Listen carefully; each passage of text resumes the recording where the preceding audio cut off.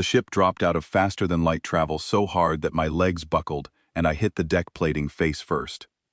Alarms screamed through every corridor. Red light pulsed against the walls in a rhythm that matched the hammering inside my chest.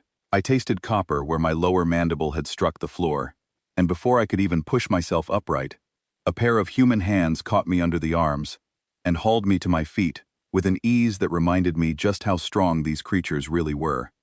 "Stay on your feet, Veska. It's about to get rough."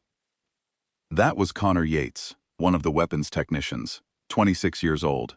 2 days ago, he had spent an entire evening teaching me a card game called poker and laughing every time I accidentally revealed my hand because my antennae twitched when I had good cards. He was not laughing now. His eyes had changed. I had studied human facial expressions for years as part of my diplomatic training, and I had never seen what I was looking at. It was not fear. It was not anger.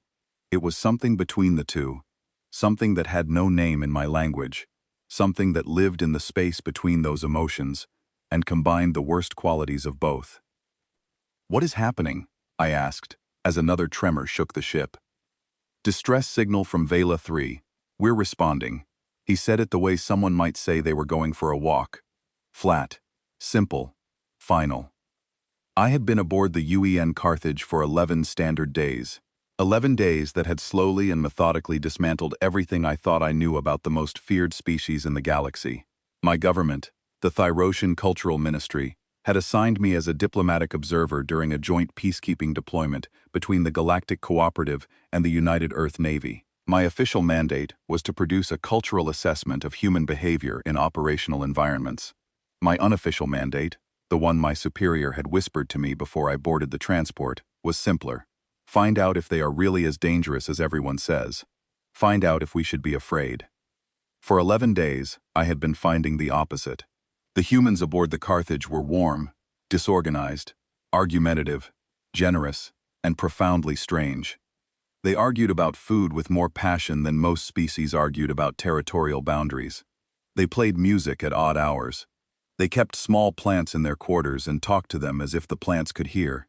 Their captain, Nathan Voss, had personally overseen the modification of my quarters to accommodate Thyrosian atmospheric preferences, adding humidity filters and adjusting the ambient temperature by hand because the automated system could not reach the precise range I needed. He had checked on me twice to make sure I was comfortable. He had brought me a cup of something called chamomile tea and told me it might help with the dryness. When I told him I had never tasted anything like it, he smiled and said he would bring me a different variety the next day. And he did. He remembered. These were not the monsters the galaxy whispered about. These were not the apex predators that had clawed their way off a deathworld and fought their way into the stars with blood still under their fingernails. These were just people. Loud, messy, kind people who cared too much about sandwich fillings and not enough about proper uniform regulations. That was what I had believed until the alarm sounded. I followed Connor through the corridor toward the command deck, and what I saw on the way changed my understanding of humanity forever. Every human I passed wore the same expression. The warmth was gone from their faces, as if someone had reached in and switched it off. Their movements had changed too. The casual slouching, the easy laughter, the relaxed posture that I had come to associate with them over 11 comfortable days had vanished entirely. They moved now with a fluid precision that made the hair on my neck stand up. Fast, efficient, silent, no wasted motion, no unnecessary words. Each one knew exactly where they were going and exactly what they would do when they got there. I am Thyrosian. My species reads pheromone signatures the way humans read facial expressions.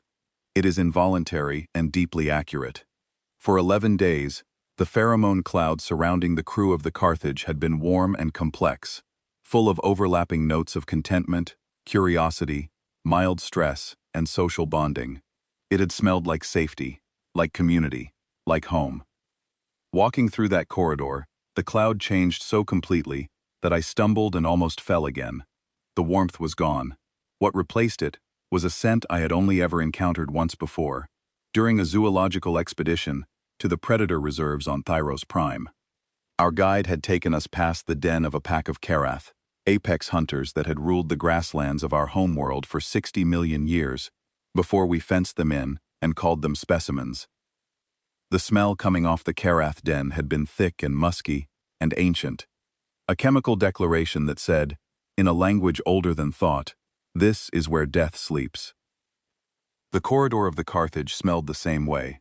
It was the smell of a pack den, the smell of hunters waking up. I reached the command deck just as Captain Voss was pulling up the distress signal on the main display. The bridge crew moved around me, as if I were a piece of furniture, each one sliding into their station with a mechanical grace that spoke of thousands of hours of practice. I pressed myself against the rear bulkhead and tried to make myself small. The distress signal was fragmented. It came through in bursts of static and broken words, and every burst made the silence on the bridge heavier.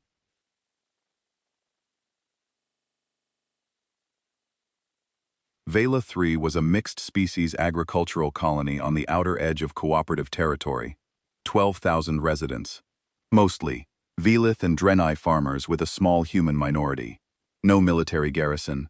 No orbital defense platforms. No armed patrol ships. The colony existed because it was too remote and too poor to be worth attacking. Someone had attacked it anyway. The fragments came through one at a time. Unprovoked orbital bombardment. Civilian structures targeted, ground forces deploying, communications jammed, water treatment plant destroyed, power grid offline.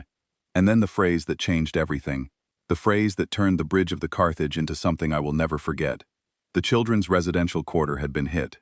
I watched Captain Voss receive that information. I watched it move through him like electricity through a wire, lighting up every nerve and every muscle in a cascade of micro-reactions that lasted less than 2 seconds. His jaw tightened. The tendons in his neck stood out like cables. His hands, resting on the arms of his command chair, curled into fists, so slowly and so deliberately that I could hear his knuckles pop one at a time. But his voice, when he spoke, was perfectly calm. Not the calm of someone who was not affected. The calm of someone who had taken everything he was feeling and locked it in a box and buried the box so deep that it would not interfere with what needed to be done. Source identification? Rithkari Marauders, Captain. 4 ships, Wyvern-class raiders. The tactical officer, a woman named Grace Kerrigan, delivered the information without inflection. I had eaten dinner with her the night before. She had told me a story about her daughter's first day of school and laughed until her eyes watered. She had shown me a photograph of the girl, a small human with red hair and a gap-toothed smile, and her voice had gone soft and proud in the way that parents' voices do across every species I have ever studied. There was no laughter in her now. There was no softness. Her face was carved from stone, and behind her eyes something burned. Time to intercept at maximum burn? 1 hour, 47 minutes. We'll be pushing the drives past rated tolerance. Push them. Voss stood. He was not a large man by human standards, but in that moment, he seemed to fill the entire bridge. He activated the ship-wide communications system, and when he spoke, every human on that vessel heard him. All hands, this is the captain. We have received a distress signal from the colony on Vela 3. Rithkari Marauders are conducting an active assault on the civilian population. He paused. The pause lasted exactly 2 heartbeats. I counted them because my own hearts had forgotten how to beat on their own, and were following his rhythm instead. They hit the children's quarter. The silence that followed was the most terrifying thing I had ever experienced. It was not the silence of shock or the silence of processing information. It was the silence of 500 human beings arriving at the same conclusion at the same time. A conclusion so unanimous and so absolute that it did not require discussion or debate or even acknowledgement. I felt it in my pheromone sense, like a wave of heat. Something old and enormous moved through the ship. Something that lived in the space between human hearts and human hands. Something that had been sleeping peacefully for 11 days, while they played cards and argued about sandwiches, and brought cups of tea to nervous alien diplomats. It woke up. From somewhere deep in the ship, I heard a sound I will carry with me until the day I die. It was not a battle cry, it was not a cheer, it was a low, collective exhale, 500 lungs releasing air in unison, the sound of predators drawing breath before a hunt. It rolled through the corridors and up through the deck plating and into my bones. and every instinct my species had developed over 40 million years of evolution screamed at me to run, to find a dark corner and hide, and not come out until whatever had just awakened went back to sleep. Captain Voss spoke one more word. Go. The Carthage surged forward so hard that the inertial dampeners whined in protest, and I grabbed the nearest handhold and held on as the most advanced warship in the United Earth Navy hurtled toward Vela 3 at a speed its own engineers said was impossible. Nobody spoke. Nobody needed to. The hour and 47 minutes that followed were the longest of my life. I stayed on the command deck because I had nowhere else to go, and because some part of me, some small analytical corner of my mind that was still functioning as a diplomat rather than a terrified alien, surrounded by awakened predators, understood that what was about to happen was exactly what my government had sent me to observe. The bridge crew worked in near-total silence, communicating in clipped phrases and hand gestures that carried more meaning than most species could convey in a full paragraph. Tactical displays shifted and reformed as Grace Kerrigan built a battle plan in real time, her fingers moving across the holographic interface, with the speed of someone who had done this 100 times before and hoped every single time that she would never have to do it again. I tried to read the room. I tried to use my training, my empathic biology, my years of study to understand what I was witnessing. The pheromone signatures around me told a story that my conscious mind refused to accept. These people were not afraid. They were not anxious, or uncertain, or conflicted. What I was reading from every single human on that bridge was focus, a concentration so intense and so unified that it felt almost religious. Every individual signature had merged into one. They were thinking as a single organism, processing data and making decisions, and preparing for violence, with a synchronization that no training program could fully explain. It came from somewhere deeper than training, somewhere older. And beneath the focus, running through it like a current through deep water, was something else. Something I had never encountered in any species, in any diplomatic function, in any cultural exchange in my entire 70 years of life. It was fury. But not the wild, uncontrolled fury I had seen in other species when they were provoked. Not the hot, sputtering anger that burned bright and then burned out. This was something refined, something patient, something that had been folded and compressed and sharpened over thousands of generations until it was harder than starship armor and sharper than any blade ever forged. This was the fury of a species that had learned, long ago, how to turn rage into purpose, how to take the fire in their blood and forge it into something functional, something terrifying, something that did not burn out because it was not a fire at all. It was an engine. The tactical display showed Vela 3 growing larger with every passing minute. 4 red markers indicated the Rithkari ships in low orbit. Dozens of smaller markers showed ground forces moving through the colony. And scattered among them, blinking weakly, were the biosins of survivors. Captain Voss sat in his chair and watched the display. He had not moved in over an hour. He had not spoken.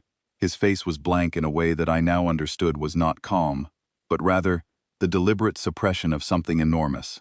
He was holding it in. They were all holding it in. 500 humans, each one containing a storm, each one waiting for the moment when the captain told them to let it out. We dropped out of faster-than-light travel at the edge of the Vela 3 system, and the main display filled with the image of the colony world. Even from orbit I could see the fires.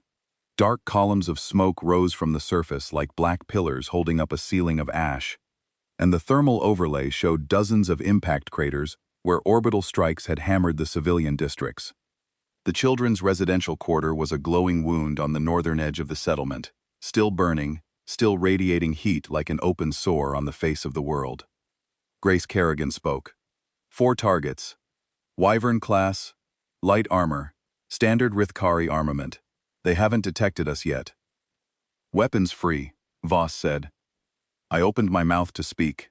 In my training, in every military observation protocol I had ever studied, there was supposed to be a challenge first, a hail, a demand for surrender, an offer of terms, a chance, however nominal, for the opposing force to withdraw without bloodshed. The Galactic Cooperative had 17 separate articles governing the proper escalation of military engagement, and every one of them required verbal contact before the first shot was fired. I had memorized those articles. I believed in them.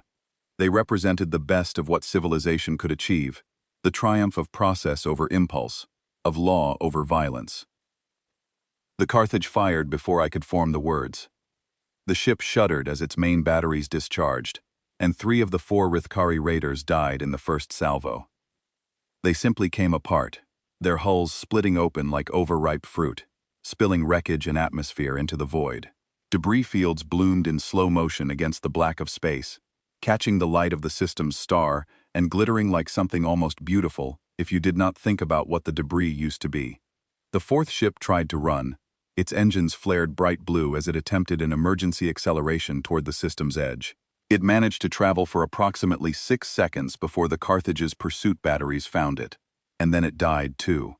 The bridge crew tracked the debris with clinical detachment, confirming kills, logging wreckage patterns, and scanning for escape pods with the same efficiency they had used to catalog supply inventories 2 days ago. 9 minutes. 4 ships, no warning, no hail, no offer of terms, no mercy. I stood at the back of the bridge with my hearts pounding in 3 different rhythms, and my antennae pressed flat against my skull, and I understood, for the first time, why the galaxy was afraid of humans. It was not because they were strong. Every species knew they were strong. It was not because they were smart, or fast, or resilient, or adaptable. All of those things were true, but none of them were the reason. The reason was simpler and more frightening than any physical advantage. It was because when they decided to do something, they did it completely. There was no hesitation in them, no half measures, no internal debate about proportionality or political consequence or legal ramification. When the switch flipped, it flipped all the way, and what emerged from the other side was not rage and not madness, but something far more terrifying. It was certainty. Captain Voss stood from his chair and looked at the burning colony on the display. His face had not changed, his voice had not changed, but when he spoke, every cell in my body wanted to flee. Deploy the Marines. The Carthage began launching dropships, and I made a decision that my government would later call reckless, my colleagues would call insane, and I would call the most important choice of my life. I went with them. The dropship hit atmosphere hard enough to rattle my teeth, and through the small viewport beside my crash harness, I watched the colony grow from a distant smear of smoke into a landscape of devastation that no briefing could have prepared me for. Sergeant Grace Kerrigan sat across from me in full combat armor, her face hidden behind a tactical visor, her rifle locked against her chest plate. She had argued against my presence for exactly 12 seconds before accepting that I outranked her in the diplomatic chain of command. The argument had been efficient, professional, and completely devoid of the warmth I had come to expect from her. Before the ramp dropped, she leaned forward and spoke to me in a voice stripped of everything except honesty. Stay behind us, don't run. If you see something that breaks you, close your eyes, but keep walking. Do you understand? I nodded. Say it. I understand. No, she said. You don't. But you will. The dropship touched down at the southern edge of the colony, and the Marines poured out like water through a broken dam, fast and fluid and silent. I followed, my legs shaking, my pheromone glands working overtime to process the wall of scent that hit me the moment I stepped onto the surface. Smoke, burning polymer, chemical accelerants, scorched earth and melted metal, and the sweet, sickly odor of organic matter that had been subjected to temperatures it was never meant to endure. And underneath all of it, the sharp, unmistakable tang of biological distress, the pheromone signature of dozens of species, crying out in fear and pain, a chemical chorus of suffering that saturated the air and the ground and everything I touched. The colony was worse than the orbital scans had shown. The Rithkari had not simply bombed it. They had moved through it systematically, destroying infrastructure, corralling survivors, and eliminating anyone who resisted. The streets were littered with debris, and with things I did not want to look at, but could not look away from. Velith farmers whose bodies bore the marks of energy weapons, Draenei merchants who had died trying to reach their families, a human woman lying face down near a water reclamation unit, her hand still reaching toward a doorway she had never reached, her fingers curled around a small toy that must have belonged to someone she loved. The Marines moved through it all without stopping. They noted the dead. They marked locations for recovery teams. They spoke quiet words that I could not hear, but could feel through their pheromone signatures. Small acknowledgments of the lives that had ended here. Brief promises that these people would not be forgotten. But they did not slow down. Because they could hear what I could hear. Weapons fire from the far side of the colony. The Rithkari ground forces were still operating. Still taking captives. Still doing what they had come to do. And then we reached the children's quarter. Grace Kerrigan stopped. The entire squad stopped. 24 armored Marines, each one carrying enough firepower to level a building, each one trained to maintain combat movement under any circumstances, came to a halt so sudden and so complete that it felt like the planet itself had paused. I pushed forward between two Marines and looked. The children's residential quarter had been a low cluster of interconnected buildings designed to house the colony's youngest members during education cycles. Bright colors still clung to the walls where the fire had not reached. Cheerful yellows and greens that seemed grotesque against the devastation. Small furniture lay scattered and broken. Educational displays hung dark and shattered from their mounts. A row of hooks near the entrance still held tiny coats and bags, each one labeled with a name in careful handwriting. And in the central courtyard, where the Rithkari had set up their processing operation, I saw what they had done. They had sorted them. By species, by size, by estimated market value. The youngest had been separated from the older children with the cold efficiency of a commercial operation, tagged and grouped according to criteria that I did not want to understand. And the ones too young to survive transport, the infants and the toddlers and the newly hatched, who had no market value at all, had been pushed aside like waste material, discarded near the eastern wall with no more thought than a factory worker disposing of defective parts. They were small, so terribly, unforgivably small. I heard a sound behind me, a whisper, so quiet I almost missed it beneath the crackle of distant fires and the hum of the Marines' equipment. I turned and saw a Marine, a young man named Leo Quinn, whose face I could see through his raised visor, moving his lips without making any real sound. His eyes were open, but they were not seeing what was in front of him. They were seeing something else.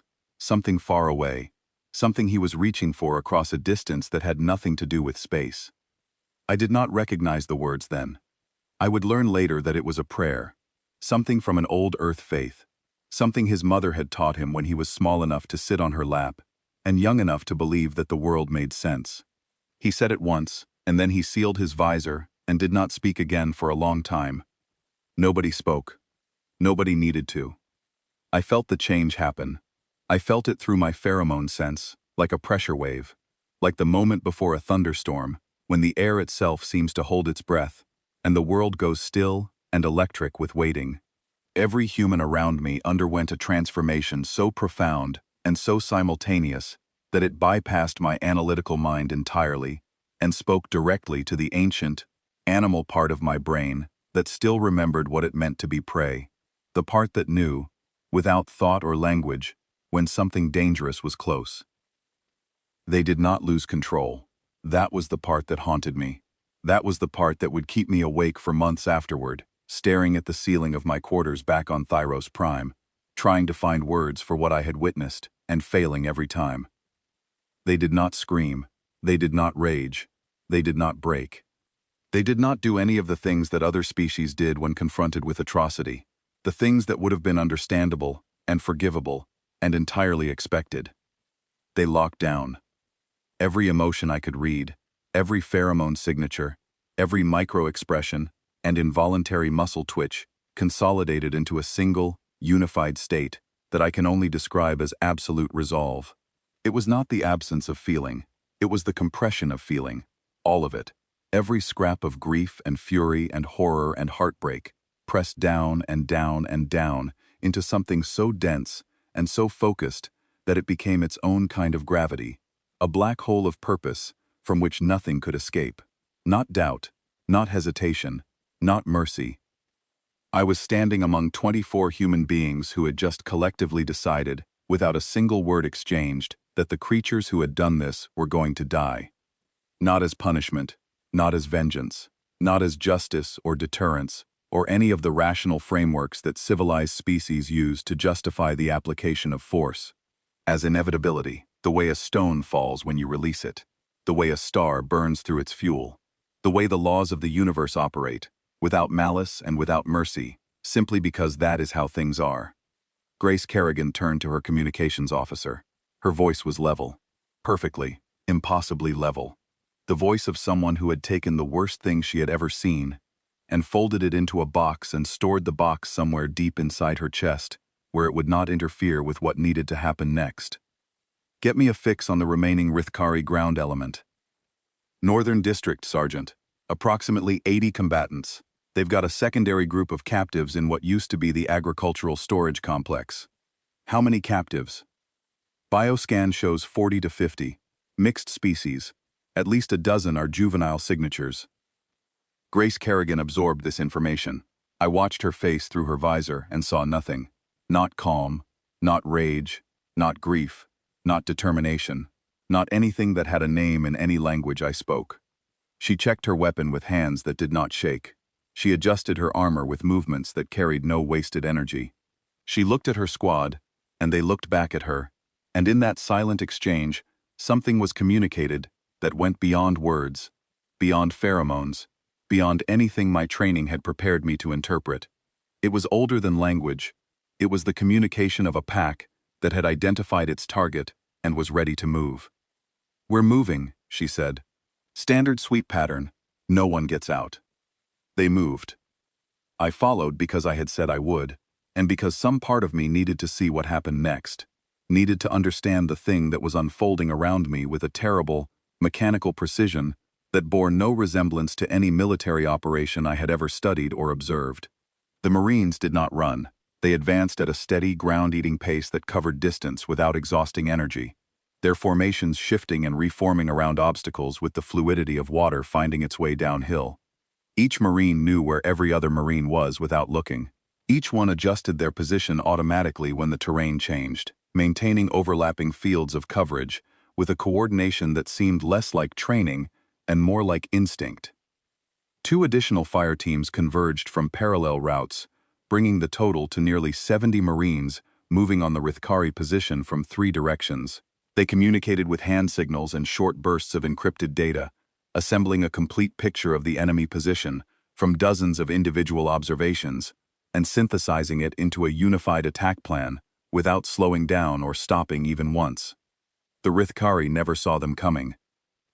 The Marauders had set up a perimeter around the agricultural complex, standard defensive positions with overlapping fields of fire and elevated observation points. They had motion sensors on the approaches and thermal cameras on the rooftops. It was a competent defensive layout, the kind of setup that would have given most attacking forces a serious challenge. The Rithkari were not amateurs. They were veteran raiders who had been hitting colonies across 3 sectors for over a decade. They knew how to fight, and they knew how to hold a position, and they had every reason to believe that their defenses would give them enough warning to respond to any threat. It did not matter. The humans used the smoke from the burning colony as cover, moving through it like ghosts, their thermal signatures masked by the heat of the fires around them. They used the failing light of the planet's setting sun to mask their approach from the west, timing their advance to coincide with the moment when the long shadows swallowed the open ground between the colony's edge and the complex. They used the terrain itself, drainage channels and collapsed walls and blind corners and the rubble of destroyed buildings, to encircle the Rithkari perimeter completely before a single marauder knew they were there. When the attack came, it came from everywhere at once. I had studied galactic military tactics for 14 years. I had watched combat footage from 7 different species. I had attended strategic briefings where flag-rank officers of the cooperative discussed force application theory and debated optimal engagement ratios. None of it prepared me for what 70 human Marines could do when they stopped holding back. The Rithkari fought. They were tough, experienced, and armed with military-grade weapons. They held their ground for the first 30 seconds, returning fire with the discipline of soldiers who had been in dozens of engagements. Then the human flanking elements hit their rear positions, and the discipline crumbled. The Rithkari tried to regroup. They tried to fall back to the complex. They tried to use the captives as shields. The humans found a way around every tactic, through every defense, past every desperate measure the marauders attempted. They moved through them the way a blade moves through cloth, finding every gap, every weakness, every moment of hesitation, and exploiting it, before the Rithkari even realized they had hesitated. 3 minutes and 40 seconds. That was how long it took. I know, because I checked the timestamp on my recording device afterward, unable to believe the number, certain I must have made an error. 3 minutes and 40 seconds to dismantle 80 veteran fighters who had been dug into prepared positions with hostages and heavy weapons. Not because the humans were lucky, not because the Rithkari made mistakes, because the gap between them was so vast that it did not qualify as a battle. It was a hunt, just as Grace had warned me. A hunt. The captives were freed, 46 survivors, pulled from the darkness of the storage complex into the smoky twilight.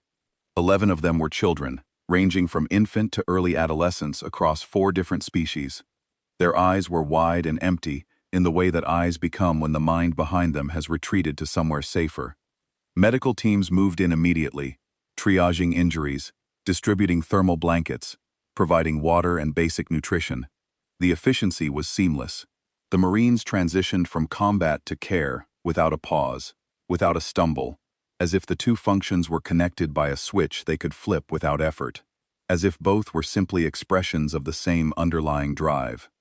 I watched a Marine named Pete Harlan, a man who stood well over 6 feet tall, and whose armor was still marked with the evidence of close-quarters combat, kneel in the dirt next to a group of Drenai children. The Drenchai are a small species. Their adults barely reach the chest of an average human. Their children are tiny, fragile things, with enormous dark eyes and translucent skin that shows the pulse of their circulatory system beneath. Pete Harlan removed his helmet. He removed his gloves. He set his rifle on the ground beside him with a deliberate gentleness that made something in my chest constrict. Then he sat on the ground and opened his arms, and a Drenai child, a girl no older than 5 standard years, crawled into his lap and pressed her face against his chest and began to cry. He held her. He rocked her gently, the way I had seen human parents rock their own young, a slow back-and-forth motion that seemed to be encoded somewhere deep in their biology, older than culture, older than civilization, older than memory itself. He spoke to her softly, words she could not understand, in a language she had never heard, and it did not matter, because the tone carried everything the words could not.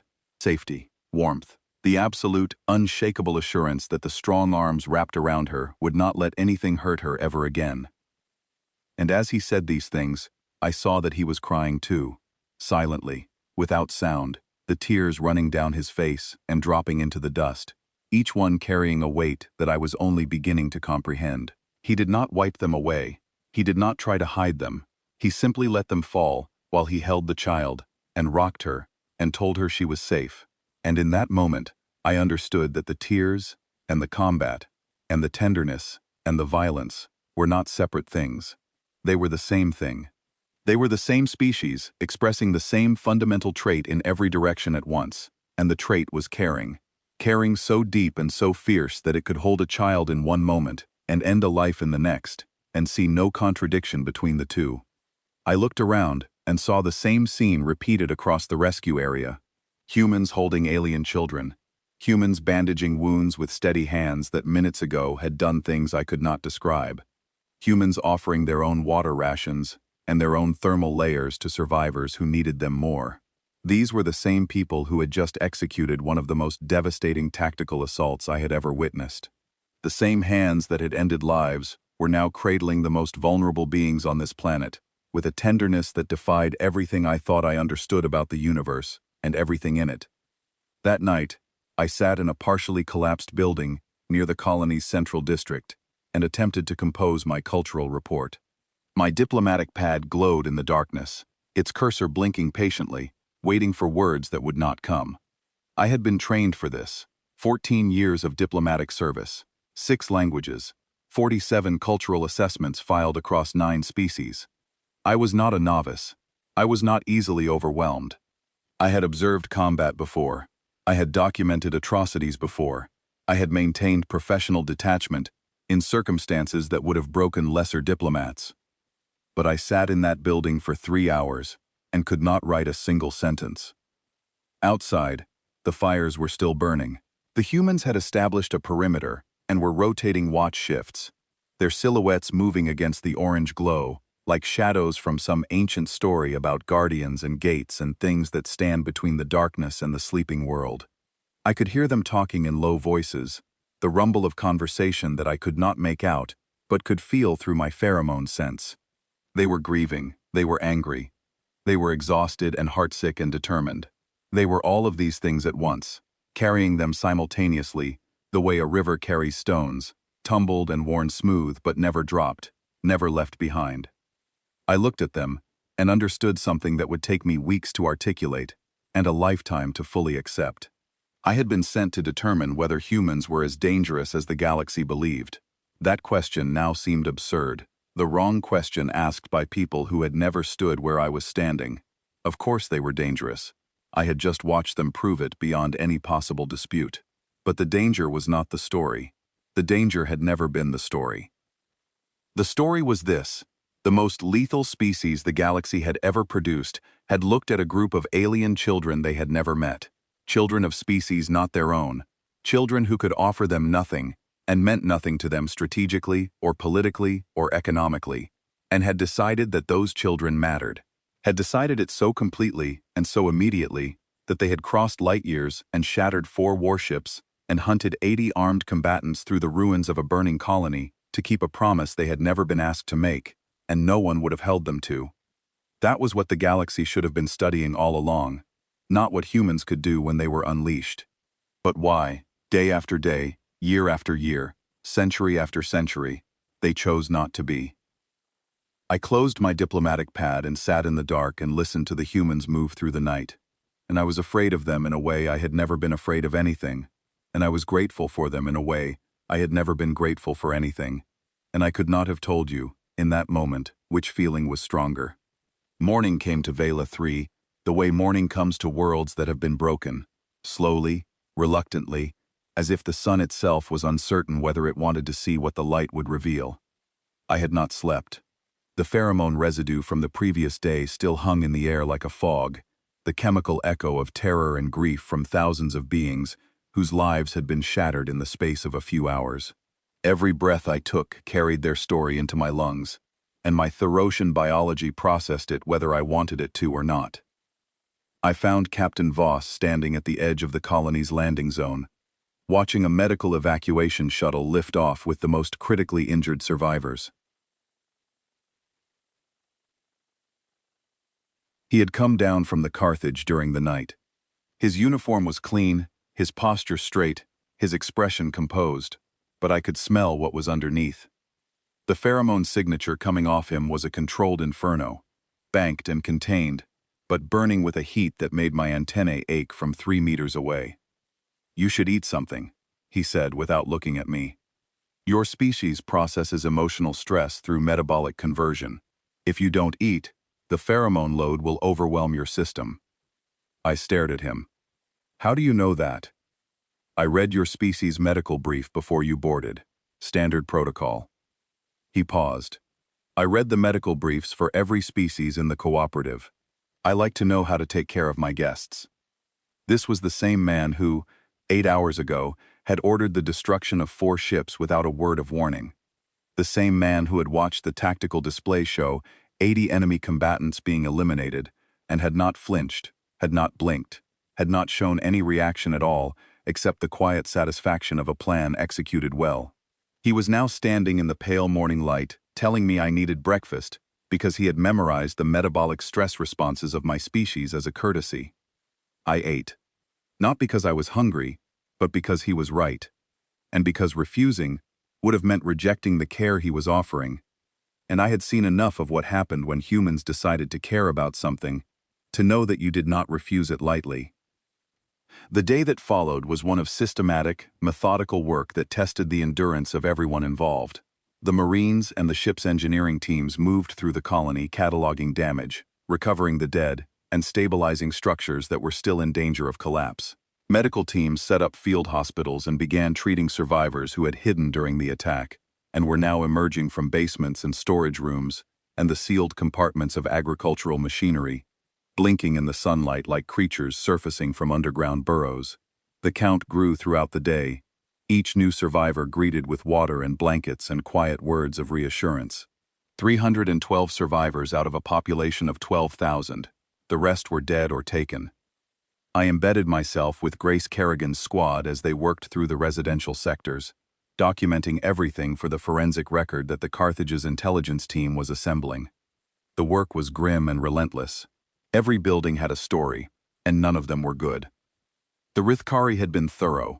They had moved through the colony with the practiced efficiency of slavers who had done this many times before, sorting the population by value, destroying what they could not sell, and leaving behind the evidence of their calculations like a ledger written in bodies and broken furniture. Grace did not talk much. She worked with a quiet intensity that I was beginning to recognize as a human coping mechanism, the deliberate channeling of emotional energy into physical action, so that the energy went somewhere productive instead of somewhere destructive. Her squad did the same. They carried the dead with care, as if the bodies still mattered, as if gentleness could somehow retroactively undo what had been done. They marked each location with GPS tags for the recovery teams. They photographed everything, and they did it all with a professionalism that struck me as almost superhuman in its discipline, because I could smell what it was costing them. The pheromone cloud around the squad was saturated with grief and barely contained rage, a chemical mixture so intense that my glands ached from processing it. But none of it leaked into their actions. They held it. They carried it. They kept working. In the early afternoon, a discovery changed the trajectory of everything. The Carthage's sensor team reported that the Rithkari raiders had launched escape pods before their ships were destroyed. Approximately 200 marauders had made it to the surface during the initial engagement and had scattered across the northern continent. They were armed, organized, and moving toward the mountain ranges where the dense mineral deposits would interfere with orbital scanning. 200 Rithkari loose on a planet whose surviving population had no means of defense. I was on the command bridge of the Carthage when the Galactic Cooperative's response came through. The diplomatic channel crackled with traffic from 3 different cooperative member states, each one transmitting formal advisories, procedural guidelines, and conflict resolution protocols that had been drafted by diplomats in climate-controlled offices light years from the burning colony below us. The cooperative liaison, a Velith diplomat whose name I did not catch, transmitted a direct order to Captain Voss.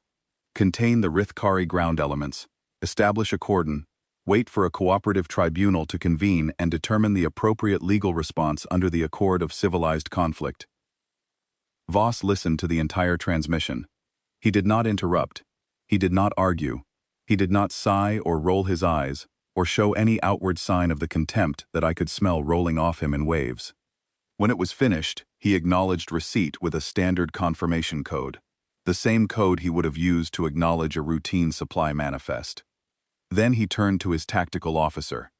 Deploy every ground asset we have. Full planetary sweep. Northern continent. Grid pattern. Start from the last known positions and work outward. The cooperative liaison transmitted again, this time with more urgency. The protocols were clear. Containment and legal process. Not pursuit. Not elimination. Voss looked at the communications panel. His face was perfectly still, so still that it might have been a mask carved from the same basalt as the mountains below. Communications, open a channel, broadband, all frequencies. Channel open, sir. He spoke clearly and without emotion, the way someone reads a legal document, or a casualty report, or a death sentence. This is Captain Nathan Voss of the United Earth Navy vessel Carthage. Vela 3 colony verification count is as follows. 4,712 confirmed dead. Of that number, 619 are children. 312 survivors recovered. The remaining population is unaccounted and presumed taken for sale. He paused for exactly 1 second. This channel is now closed. He cut the transmission. I stood at the back of the bridge and felt the weight of what I had just witnessed settle over me like a physical thing. 3 cooperative members had given a direct order backed by galactic law and treaty obligation, and a human captain had acknowledged it and then done exactly what he intended to do anyway. Not out of defiance, not out of contempt for the legal process, not out of any of the things that my diplomatic training told me should motivate such an act. Out of a conviction so deep and so immovable that the opinions of galactic governments simply did not register against it. They were noise, he was signal, and the signal said that the things that killed children on Vela 3 were not going to survive long enough to see a tribunal. The Marines deployed within the hour.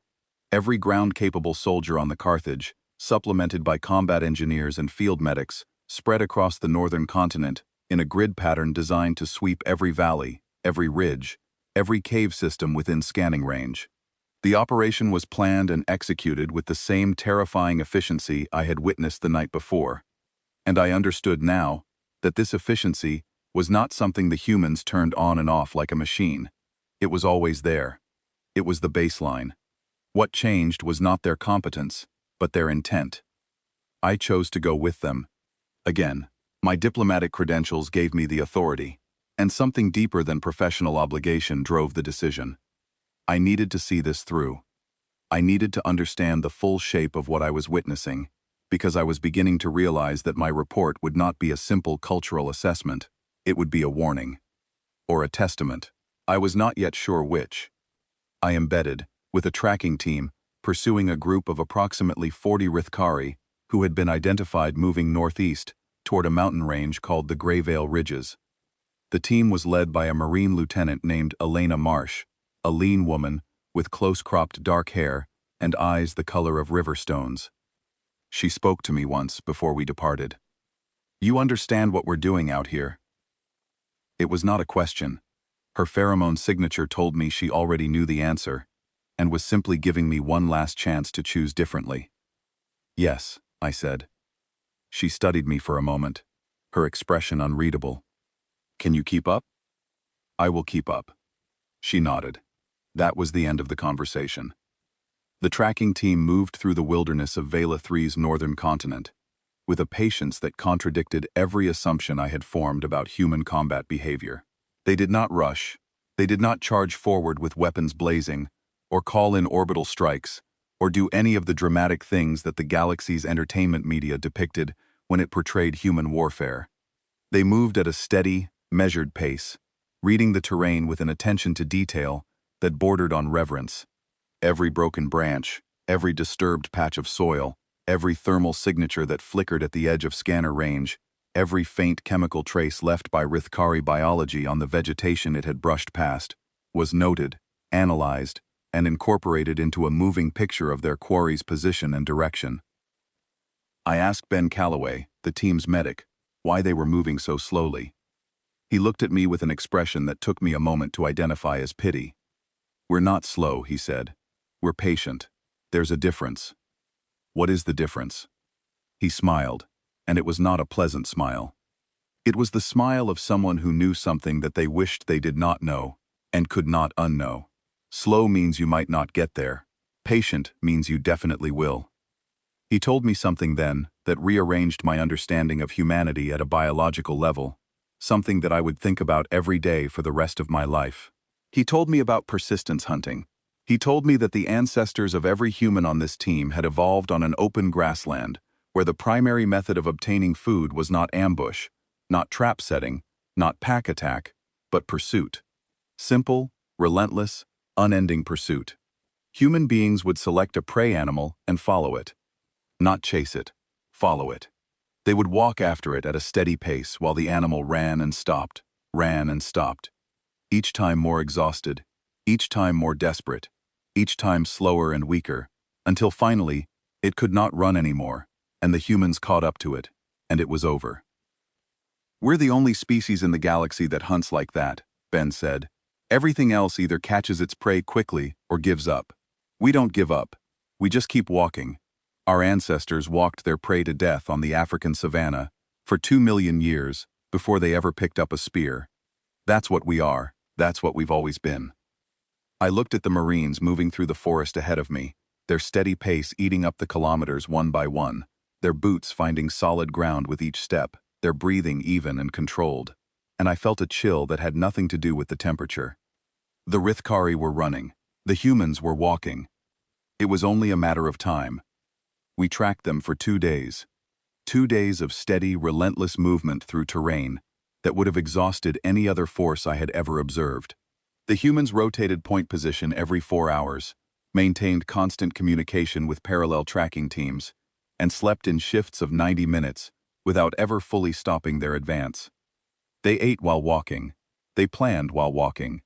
They processed intelligence updates from the Carthage's orbital surveillance while walking. They never stopped.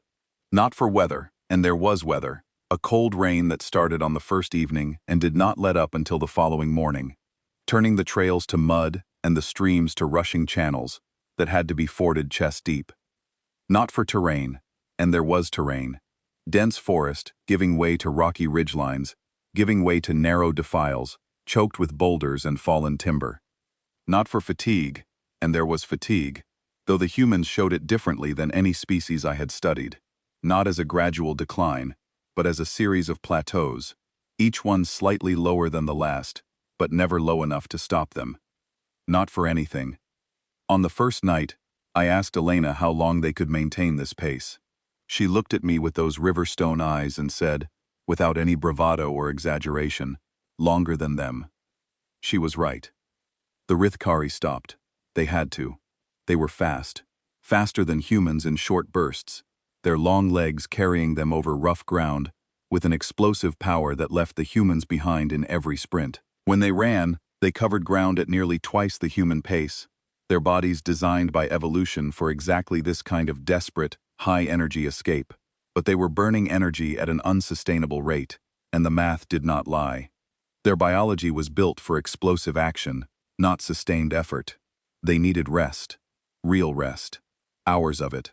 And every time they stopped to rest, the humans closed the gap.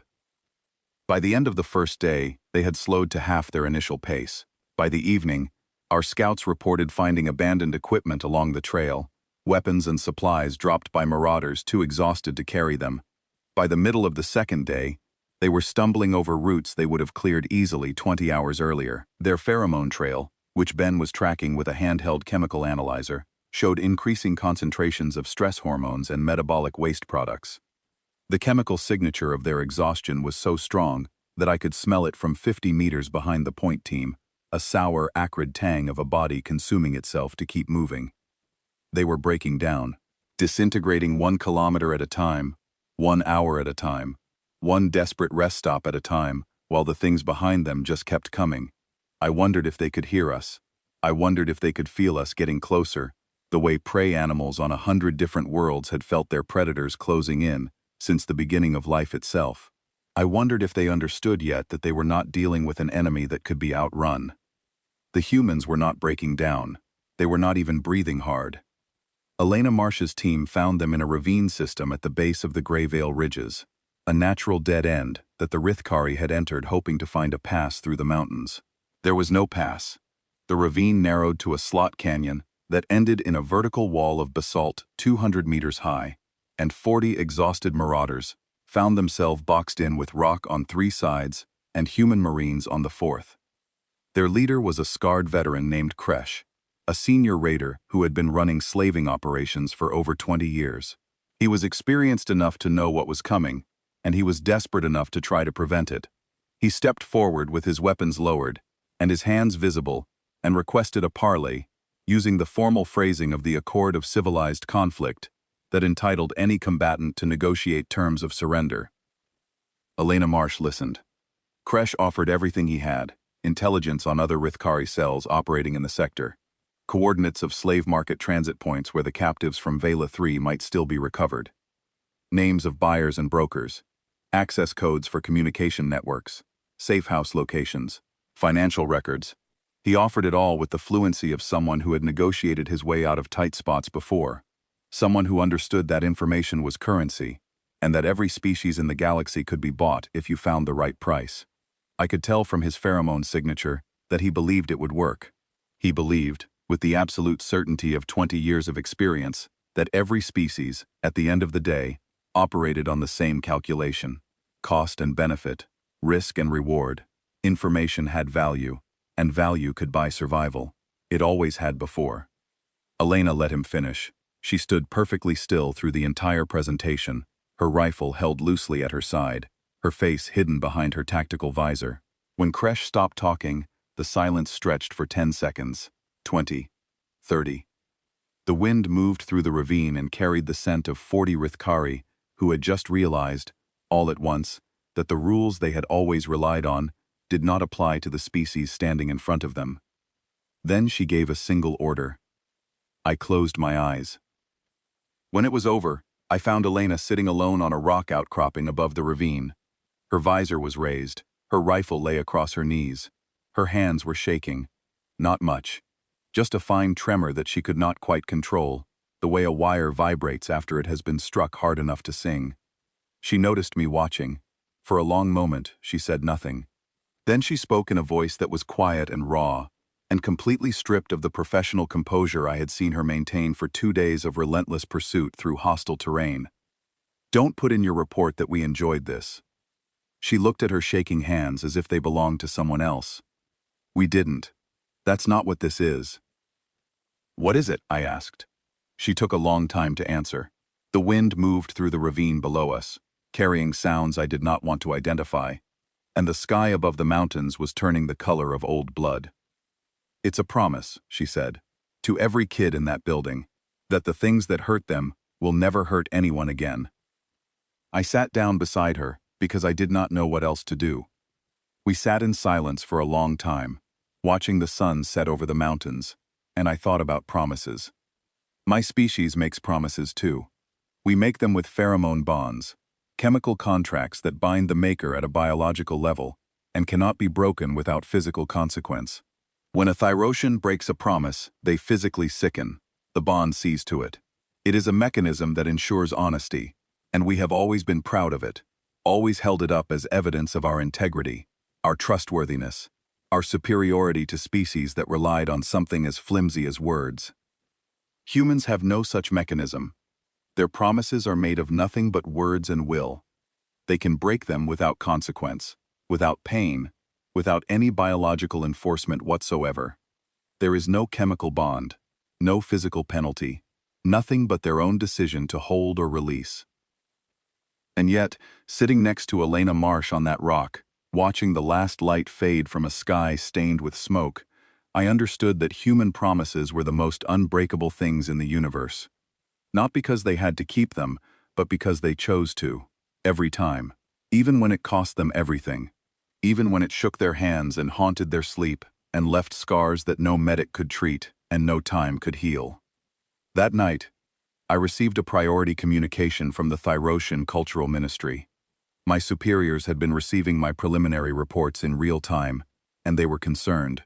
Not about the violence, which they had expected.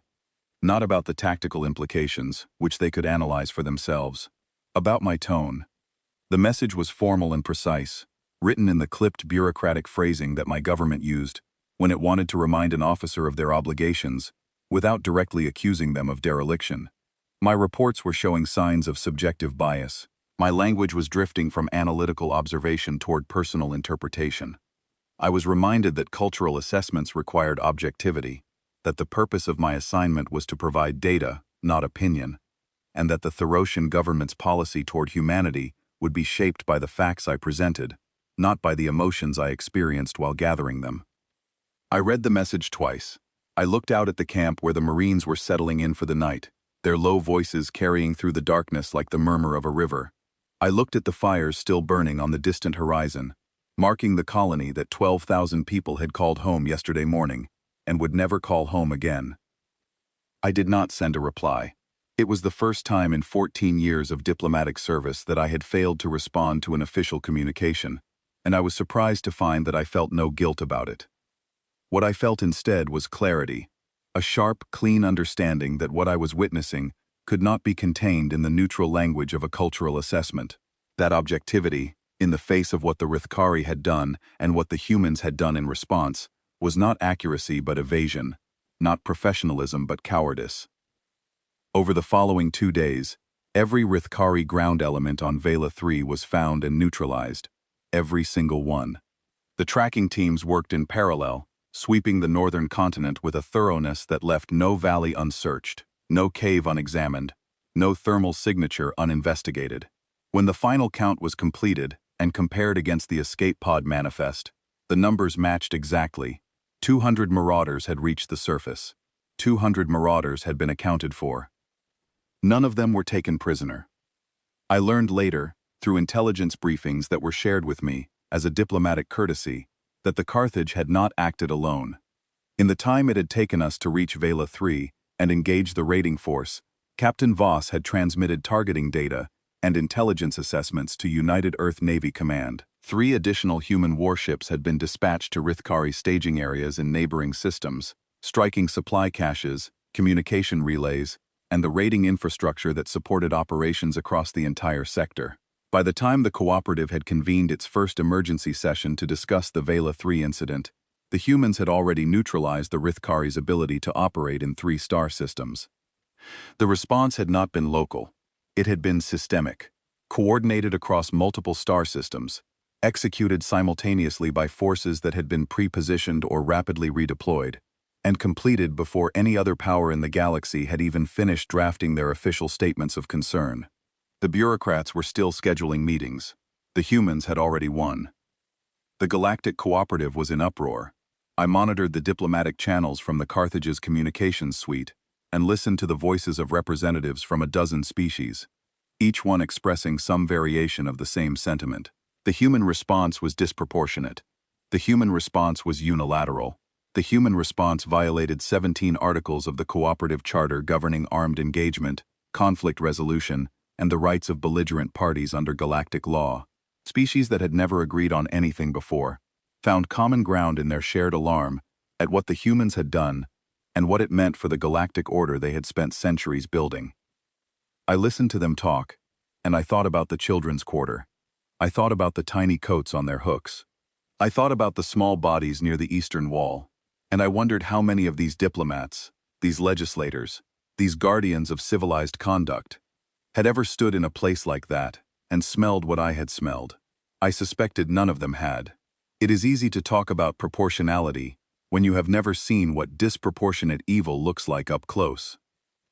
A Rithkari diplomatic envoy, speaking from a station far from the combat zone, formally accused the United Earth Navy of conducting a campaign of extermination against a sovereign people. The envoy spoke for nearly 40 minutes, citing precedents from 6 different interstellar conflicts and referencing legal frameworks that predated human space travel by 3 centuries. The performance was polished and professional, and utterly disconnected from the reality of what the Rithkari had done on Vela 3. The envoy demanded an immediate ceasefire, the withdrawal of all human forces from Rithkari-adjacent space, and the convening of a full tribunal to address what they called an unprecedented act of aggression by a cooperative member state. The human ambassador to the Galactic Cooperative, a woman named Diane Hartley, whose reputation for diplomatic composure was known across 12 systems, responded. She did not give a speech. She did not argue legal precedents, or cite counter-articles, or engage in the elaborate rhetorical sparring that characterized most cooperative proceedings. She transmitted a single data packet to every member state simultaneously. The packet contained the forensic documentation from the children's quarter on Vela 3. Every image, every biological scan, every piece of evidence that the human recovery teams had cataloged with their relentless, methodical precision over 3 days of painstaking work. The full, unedited record of what the Rithkari had done to the youngest residents of a colony that had never threatened anyone, never harmed anyone, never asked for anything except to be left alone to grow food and raise families in peace. The chamber went silent. 2 species withdrew their objections within the hour. 3 more, followed by the end of the day. The Rithkari envoy's channel went dark and did not reactivate. The remaining objectors maintained their formal positions in the record, but stopped pressing for enforcement action, stopped making speeches, stopped doing anything at all except sitting quietly and staring at their displays as the images from the children's quarter scrolled past. Within a standard week, the cooperative had quietly reclassified the Vela 3 incident from a bilateral dispute to a humanitarian intervention, and the matter was referred to a subcommittee where, as far as I know, it remains to this day, untouched, unresolved, and universally understood. Nobody brought up the 17 violated articles again. I spent my remaining days on the Carthage watching. That is what observers do, after all. And I was determined to observe everything, to miss nothing, to gather every scrap of data that might help me understand the species I had been sent to study. The species that I had come to fear and admire, and puzzle over in equal measure. What I saw in those final days was, in its own way, more unsettling than the combat, because the warmth came back. The jokes returned. The arguments about food resumed with the same passionate intensity that had characterized them before Vela 3, as if the debate over whether a grilled cheese sandwich required tomato soup as an accompaniment was a matter of genuine existential importance. Someone in the engineering section started a tournament of the card game they had been teaching me, and a sign-up sheet appeared on the mess hall bulletin board with 23 names on it within an hour. Connor Yates found me in the observation lounge and asked if I wanted to play, and when I said yes, he spent 20 minutes patiently re-explaining the rules because I had forgotten most of them during the events of the past week. They were the same people, the same loud, messy, generous, arguing about sandwiches people I had met on my first day aboard. The switch had flipped back. The predators had returned to their den and become neighbors again, and the transformation was so complete and so seamless that it would have been easy to believe that the past week had never happened, that the burning colony and the children's quarter and the ravine had been nothing but a bad dream. But it was not the same, and I could tell it was not the same because my pheromone sense does not lie, cannot lie, has never lied in 40 million years of evolution. Underneath the laughter, underneath the warmth, underneath the easy camaraderie that made the Carthage feel like a floating village rather than a warship, there was a new layer, a stratum of experience that had been added to the geological record of their collective emotional landscape. They carried Vela 3 with them now. They carried the children and the fire and the ravine and the promise. They carried it quietly, without complaint, without drama, folded into the structure of who they were, the way a tree folds around a wound and keeps growing, the bark closing over the scar, until you would never know it was there unless you cut the tree open and counted the rings. I watched Pete Harlan play cards and laugh at a bad joke, and I knew that somewhere behind his eyes, a Drenai child was still crying in his lap. I watched Grace Kerrigan review tactical reports with her usual crisp efficiency, and I knew that her hands remembered the weight of what she had carried out of the children's quarter. I watched Captain Voss walk the corridors of his ship, stopping to talk with crew members, checking on repairs, asking after minor concerns with the same patient attention he had shown me on my first day, and I knew that he would carry the number 4712 in his heart for the rest of his life, and never speak of it unless someone asked. They did not ask anyone to understand this. They did not seek sympathy or recognition or absolution.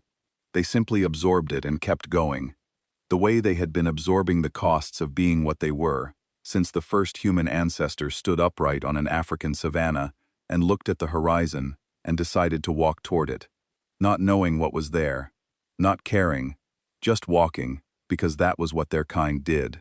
They walked. They endured. They carried what needed carrying, and they never stopped. I returned to Thyrosian space on a diplomatic transport 3 weeks after the Vela 3 incident. The journey took 5 days in faster-than-light travel, and I spent every hour of it sitting in my cabin, staring at the wall, trying to organize the chaos of my thoughts into something resembling a coherent narrative. I wrote drafts and deleted them. I structured frameworks and abandoned them. I assembled data files and pheromone charts and organized them into appendices, and then erased everything and started again. The problem was not a lack of material. The problem was that every analytical framework I applied to the data felt like a lie. Not inaccurate. Incomplete, like trying to describe a symphony by listing the frequencies of individual notes. Technically correct, fundamentally wrong. My superiors were waiting for my report. The full cultural assessment, with appendices and data files and pheromone analysis charts, was expected to run several hundred pages. Previous assessments of comparable scope had taken months to compile. My predecessor's assessment of the Velith had been 412 pages, with 17 supplementary volumes. The one before that, covering the Drenai, had been 360 pages, and had won the Ministry's award for analytical excellence. I submitted mine in 2 days. It was 4 paragraphs long. It was the shortest cultural assessment in the history of the Therosian Diplomatic Corps, and it ended my career in the diplomatic service. And I have never regretted writing it. Not once. Not for a single moment of a single day. Because some truths cannot survive the process of being stretched to fill 400 pages. Some truths need to be delivered the way the humans delivered their justice on Vela 3. Completely, without hesitation, and without apology. The assessment read as follows. The humans are exactly as dangerous as we feared. They are also exactly as kind. These are not contradictions. They are the same trait, expressed in different directions. The capacity that allows a human to cross light years to destroy those who harm children is the same capacity that allows a human to sit in the dirt and hold a crying alien child and rock her gently and tell her she is safe. The ferocity and the tenderness come from the same place. They are branches of the same ancient tree, rooted in a depth of caring so profound that it terrifies me to contemplate it. The galaxy should not fear what humans will do if provoked. The galaxy should be grateful for every single day that humans choose not to be what they are capable of being. I have seen both faces. I do not have the wisdom to say which is more terrifying. I only know that I have never, in my 70 years, encountered a species that feels so deeply, fights so completely, and grieves so quietly. My recommendation is not strategic. It is personal. Do not give them a reason. Not because they will destroy you, though they will, but because in the silence after the destruction, they will sit alone with shaking hands and carry the weight of what they have done, and they will never put it down, and they will never complain about carrying it. And that, more than their weapons, or their ships, or their impossible endurance, is the thing that should keep us all awake at night. End of assessment. The Therosian Cultural Ministry accepted my report without comment. My superior called me into her office 3 days later and told me, in measured tones that could not quite hide the disappointment underneath, that my career trajectory had been permanently altered by my decision to submit a subjective assessment in place of an objective analysis. I told her I understood. She asked me if I had anything to add, any explanation or justification or mitigating context that might allow her to frame my actions differently in her own report to the ministry leadership. I told her I did not. She dismissed me, and I walked out of her office and into the rest of my life, carrying Vela 3 with me, the way the humans carried it, quietly, without complaint, and without regret. 7 months later, I was attending a diplomatic reception at the Cooperative's Central Station. I was no longer an active diplomat. I had been reassigned to an advisory role that was, in practice, a polite form of retirement. A quiet corner where the ministry could keep me visible enough to satisfy protocol while ensuring that my particular brand of reporting would never again influence policy decisions. I did not mind. I had said what I needed to say, and the saying of it had been worth whatever it cost.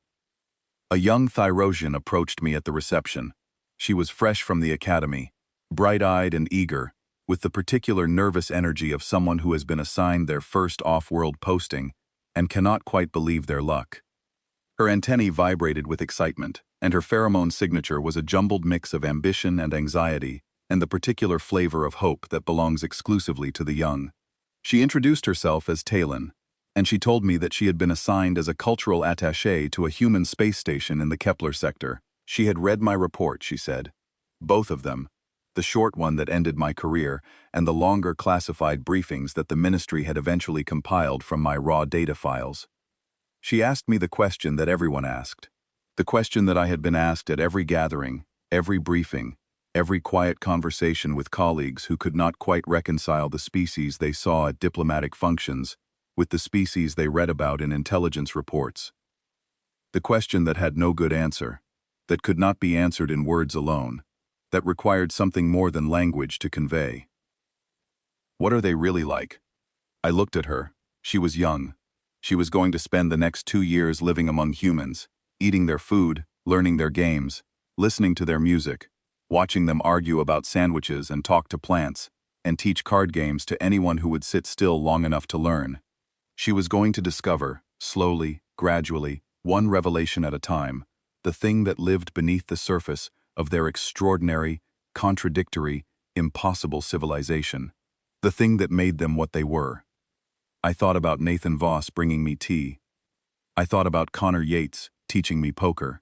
I thought about the card game tournament sign-up sheet, and the arguments about sandwiches, and the small plants in their quarters that they talked to when they thought no one was listening.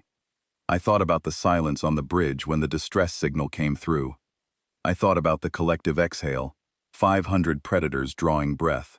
I thought about 9 minutes and 4 dead ships, and a captain who read a number into an open channel and then closed it without waiting for a response. I thought about Pete Harlan holding a Drene child in the dust of a ruined colony, his tears falling silently into the ash. I thought about Grace Kerrigan's face behind her visor, empty of everything except purpose. I thought about Elena Marsh's shaking hands, and the promise she had made to children she had never met and would never see again. I thought about all of it. Every moment, every contradiction, every impossible fusion of gentleness and ferocity that made humanity the most confounding and the most magnificent species I had ever encountered. And I tried to find the words that would prepare this young woman for what she was about to experience, knowing that no words could, knowing that she would have to discover it for herself the way I had, one revelation at a time, one cup of tea, and one burning colony at a time. I wanted to warn her.